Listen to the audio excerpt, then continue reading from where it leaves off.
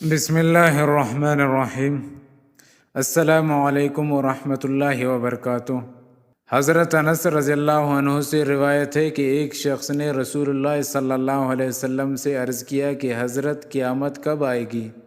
آپ صلی اللہ علیہ وسلم نے فرمایا کہ تو نے اس کے لیے کیا تیاری کی ہے؟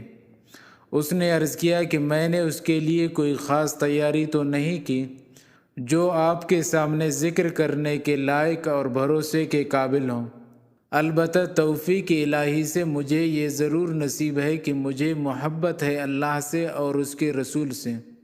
آپ صلی اللہ علیہ وسلم نے فرمایا، تجھ کو جس سے محبت ہے تو انہی کے ساتھ ہے اور تجھ کو ان کے معیت نصیب ہوگی۔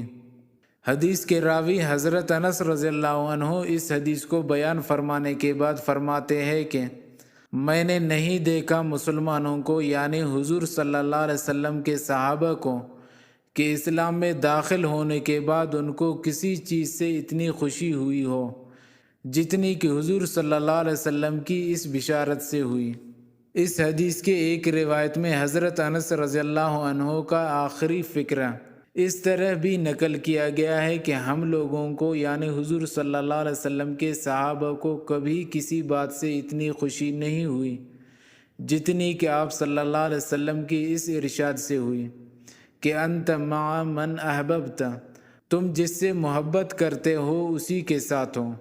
پس میں بحمد اللہ محبت کرتا ہوں رسول اللہ صلی اللہ علیہ وسلم سے اور ابو بکر اور عمر سے، اور میں امید رکھتا ہوں کہ میں اپنی اس محبت ہی کی وجہ سے مجھے ان کا ساتھ نصیب ہوگا، اگرچہ میرے اعمال ان حضرات کے سے نہیں ہیں۔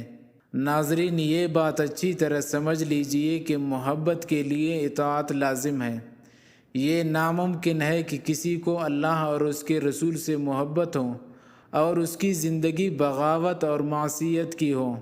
پس جو لوگ آزادی اور بے فکری کے ساتھ اللہ اور اس کے رسول کے احکام کی خلاف ورزی کرتے ہیں، وہ اللہ و رسول کی محبت کا دعویٰ کرے تو جھوٹے ہیں۔